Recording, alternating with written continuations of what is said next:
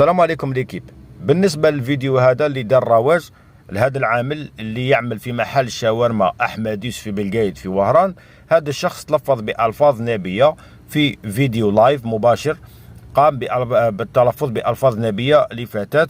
سمحونا ما نقدروش نعرضوا هذا الفيديو هذا، ماغري كو راه متوفر عندنا، ما نقدروش نبارطاجيوه لأنه فيديو خادش للحياة.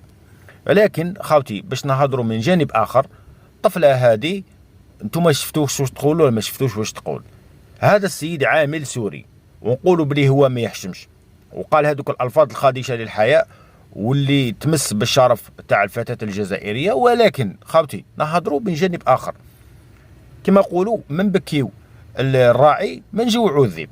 خاوتي نكونوا في النص ونكونوا موضوعيين، ما نكونوش شخصيين.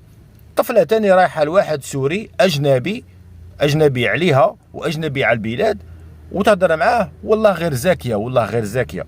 يا بنتيتي واش راح لك؟ عرض عليك انت انسانه تحشمي تعفي، ني بليس ني موا. انت رحتي عنده، هو علاش الرجال هضر معاهم نورمال وانت تلموا بايعين رواحكم وتلموا نتوما تحبوا تكونوا جواري. وديش صرات ما قبل مع حفصه، نتوما تحبوا الاجنبي وتحبوا تكونوا جواري، وعلى بالو بكم باسكو السيد راهو يشوف كل يوم دي اكسبيريونس وراهو يشوف امثله واحده اخرى. على بالو بلي الفتاه الجزائريه تبيع روحها. هذا ما كان، ماغري كو هاد الهضره ما تتقالش على الاغلبيه لانه بناتنا شريفات وعفيفات، ولكن انا نهضروا على فئه معينه. هو راهو يشوف، وما تنساوش بلي بلقايد راهي قرب من القطب الجامعي بلقايد في وهران، يعني راهو يشوف امثله كما هكذا وراهو يتبع ويشوف. ماغري كو ماشي اغلبيه، ولكن هو راهو يشوف وراهو يكومباري. يعني خاوتي قبل ما نهضروا من جانب شخصي ونسيو نركبوا الموجه، ما نكونوش مع ركوب الموجه، نكونوا مع المنطق ونكونوا مع الواقع. الواقع يقول باللي هذا السيد راهو يشوف امثله قدامه وراهو يشوف فتيات تعرض نفسها، يعني راهم موالف على الهضره هذه، وما كانش اللي يحبسوا عند راي، ما كانش اللي يحبسوا عند حده.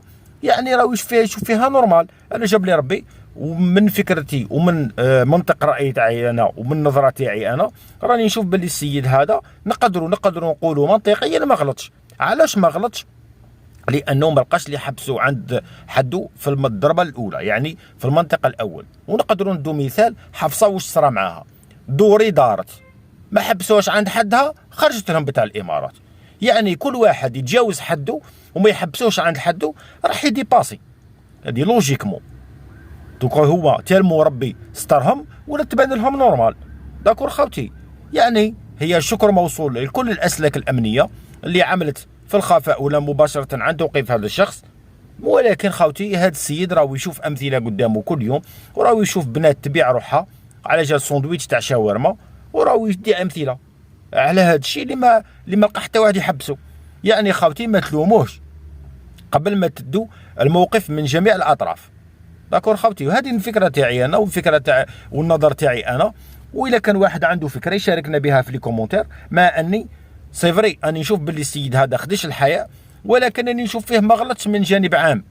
داكور خاوتي، انا نشوف هكذا. ومتقدروا تدوا مثال حفصه خاوتي كما قلنا ما حبسوهاش عند حدها في الضربه الاولى، وكاين اللي يوقف معاها وما زالوا يوقفوا معاها في الغلطه الثانيه. يعني كل واحد ما تحبسوش عند حده راح يديباسي وراح يشوفها حق. هذه فكرة تاعي أنا، وشاركوني في لي كومونتير. ودمتم في أمان الله، والسلام عليكم ورحمة الله.